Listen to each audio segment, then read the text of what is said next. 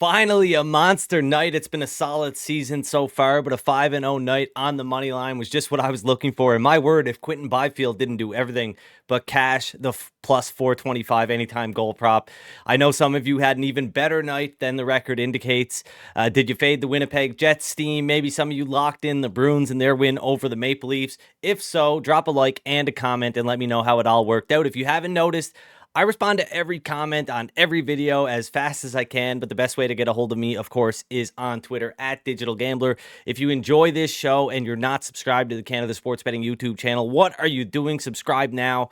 Get it out of the way. Do it right now. You don't want to miss another show. Anyway, welcome to the Puck Portfolio. If you are new here, I'm your host, Andy MacNeil. I'm here weekdays at 12:30 p.m. Eastern Time, providing NHL projections, betting advice, and strategies to help you make informed bets throughout the NHL season. This show is sponsored by NorthStar Bet, which is now available Canada-wide, and I'll be using NorthStar Bet's odds on this show. You should check them out using the link in the description below because they offer early NHL odds on the next day's games, which means more value. Time for a schedule breakdown. If you've been here before, you know the deal.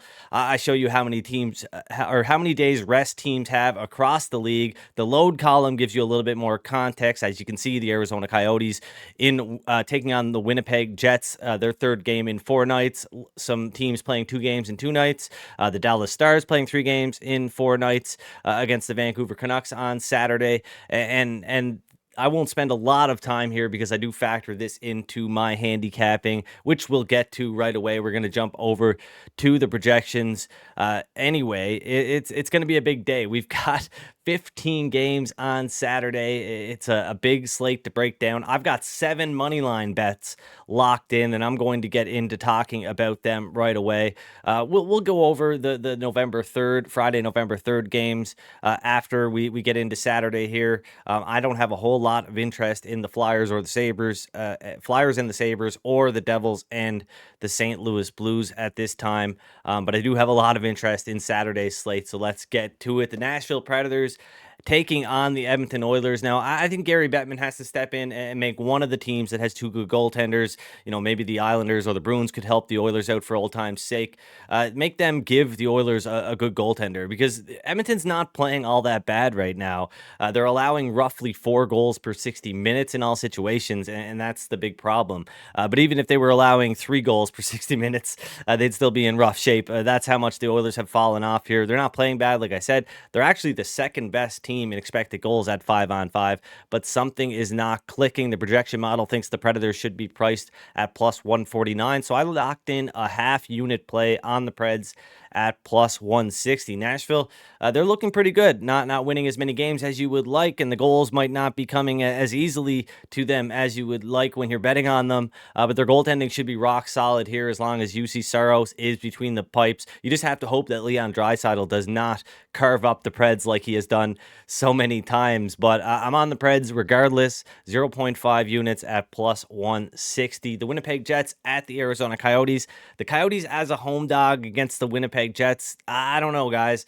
The Coyotes, they're really good at 5-on-5. They might not have the goaltending or the star power even that the Winnipeg Jets do, but they're really good. Arizona ranks 5th in expected goals percentage, 4th in generating XG per 60 minutes. They're bunched in with teams like the Bruins, the Kings, the Stars, the Oilers, the Penguins, these really good offensive teams. They might be playing over their head a bit, but I think the Jets are as well, and their underlying metrics aren't as strong. So I'm on the Coyotes at plus 117, 1.15 units to win 1.35 units. That's my second play of the day. So far, we've got the Predators, 0.53 units to win 0.85 units at plus 160, and we've got the Arizona Coyotes plus 117, 1.15 units to win 1.35 units.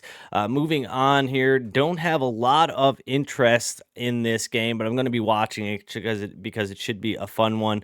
Look, the model had Boston minus 115 on the money line against Toronto on Thursday. The market thought Toronto should be the favorite. Boston won the game. They own 65% of the expected goals, so I I feel like I won that round, given the Bruins, did so without three regular defensemen, including Charlie McAvoy. And the Red Wings are fading here. They're among the bottom 10 teams in shot attempt percentage after that hot start. They now rank 20th in expected goals percentage at 5-on-5. And when their top line isn't going, when they aren't generating chances off the rush, they aren't scoring. And that's a big problem. The projection model sees the Bruins as a minus 142 favorite. No play on that game right now. The Tampa Bay Lightning in Ottawa taking on the Senators. Look, the Senators, they're hurting, down three regular defensemen heading into Thursday's game against the Kings. We talked about it. Now they're down four, possibly after Travis Hamonic left that game. The Lightning, they've not played well all season long, but they're frustrating to bet against because, just a few flashes of that team that won back-to-back Stanley Cups is enough to score 3 to 4 goals in a given game. Usually they'll rarely be out of games. Of course, we got that big win on the Blue Jackets plus 150 last night over the Lightning, but no interest here. I think this one is pretty much a 50-50 split. There's some question marks in regards to Ottawa's lineup, so I'll keep you posted there on Twitter. The Kings at the Flyers. Now, Carter Hart is listed day to day, and this is the second half of a back-to-back for the Flyers, who are taking on the Buffalo Sabres on Friday. That means Samuel Urson and Felix Sandstrom are probably splitting the next two games.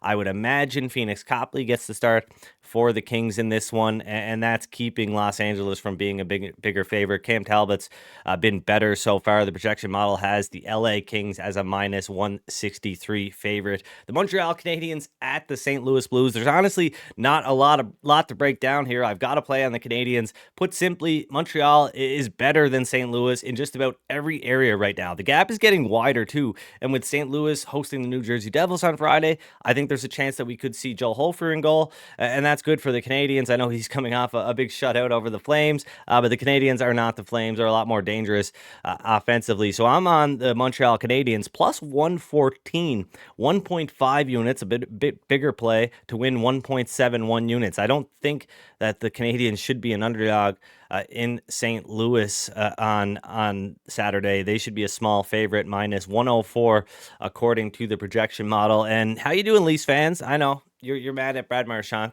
and you should be. It was kind of dirty, but my God, your team is really dropping the ball here, right? I'm sure they'll get up for playing the weaker opponent like the Buffalo Sabres, though. It's not like they've got a penchant for playing down to lesser teams or anything like that. But anyways, Sabres plus 165, small bet, 0.3 units to win 0.5 units on the Sabres at plus 165. Unfortunately, you're probably going to see Joseph Woll in goal here, and that's who I have projected. I mean, can't keep trotting Ilya Samsonov out there when things aren't going right. I was kind of surprised that they went with Samsonov against the Bruins. So we're going to see him likely against the Sabres.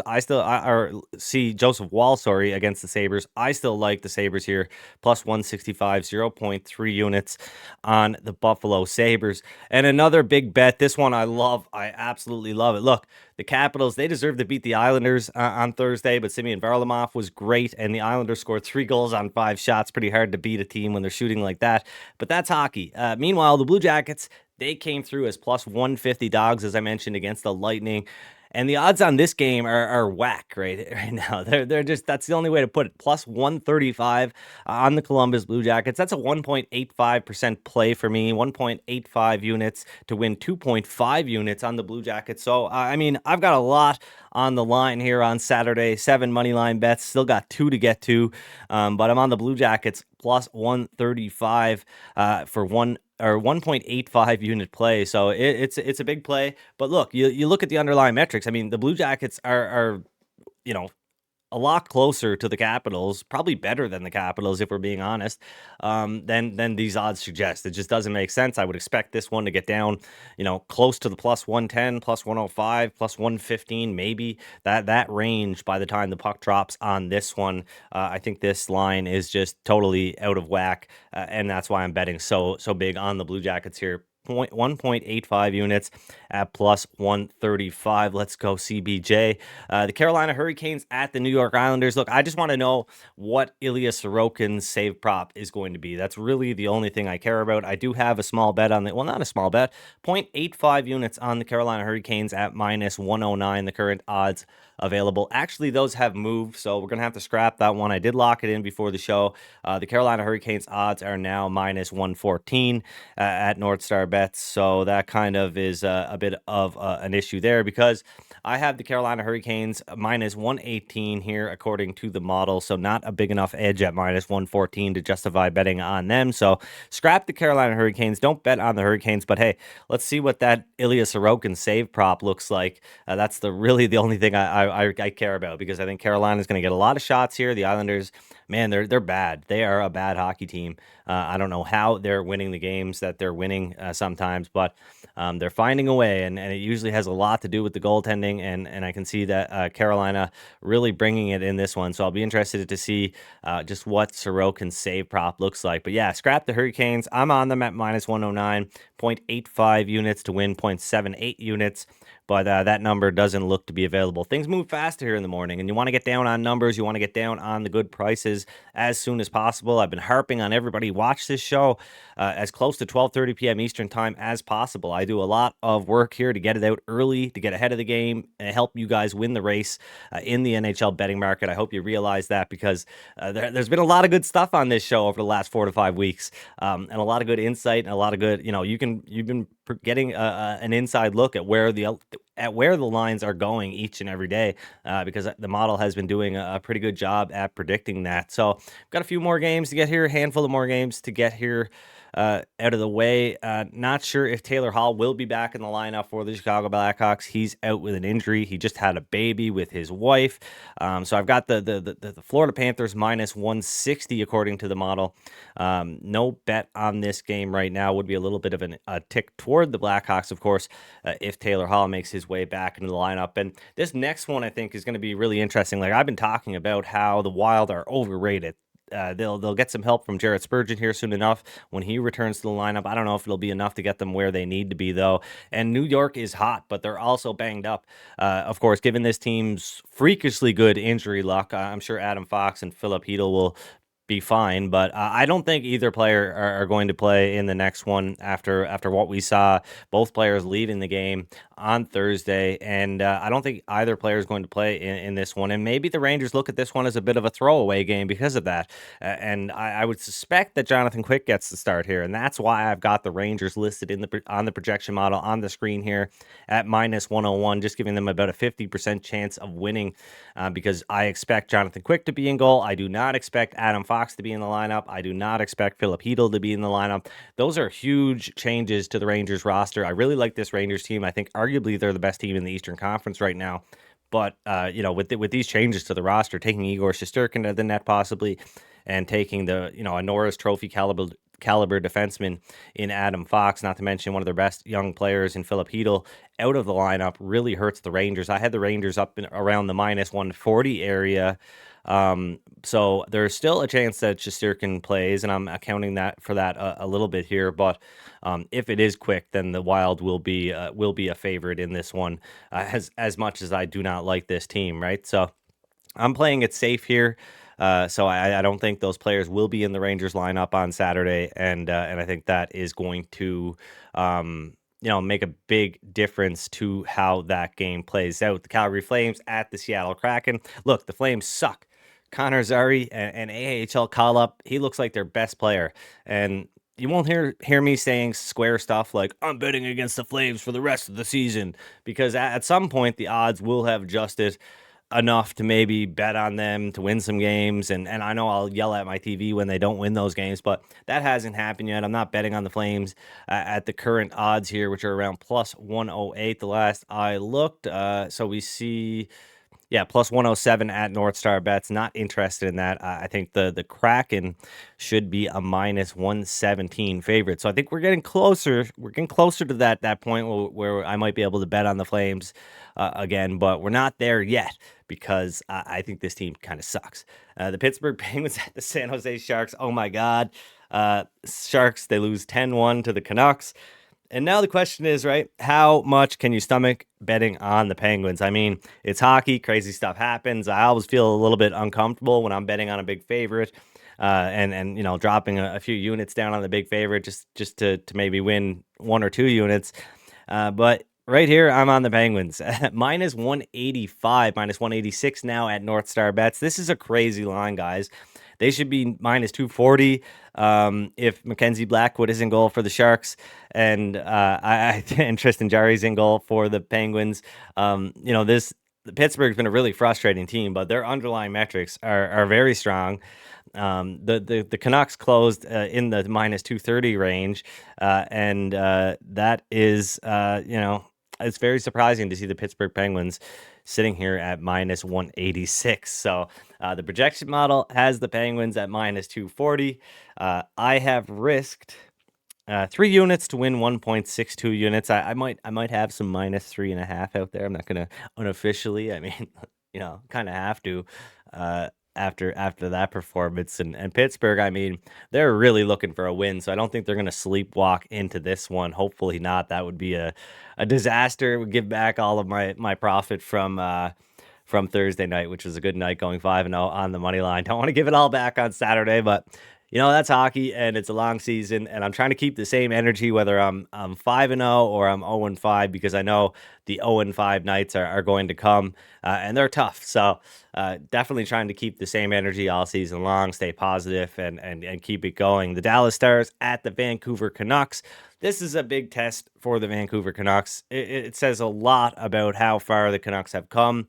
That the model only thinks they should be a plus 117 underdog. The Stars, I had projected to be the second best team in the Western Conference, and right now they're playing like the best team in the Western Conference, in my opinion. So this one's going to be interesting. The Stars now minus 115 at NorthStar Bets. So I don't know, maybe things trend toward the Canucks and I end up betting on the Dallas Stars, but it does not look like I will be betting on the Vancouver Canucks. But I do thank them for giving me one of the most sweat-free wagers, especially after sitting, I'm 4-0 last night, and I've got the Canucks minus 185 pending. So if you lose that, it wipes out a big portion of the profits that you made earlier in the night. And it would turn a 4-1 night into not that great of a night. So really happy that the Canucks got the win against the Sharks, and it was totally sweat free. But yeah, I'm not interested in, or I'm not going to be interested in betting on them here against the Dallas Stars, given where the market is at right now. But we got one last marquee game to talk about. Won't spend a whole lot of time on it because I don't got a whole lot of interest in it. I think it's basically a pick 'em. I think the Vegas Golden Knights should be a minus 109 favorite, 52% chance of beating the Avalanche at home on Saturday. And I get that everybody is mad at the Golden Knights. They're trying to win the money back that they lost betting against them in the playoffs last year. I get it. I was mad at them too. I know. They keep winning, and they're kind of winning lucky, just like they were in last year's playoffs. But this team, I mean, they're not fun to bet against at all. So I am happy to see this one where it is with the Vegas Golden Knights minus 114 at NorthStar Bets. The Avalanche coming back on the other side at minus 107.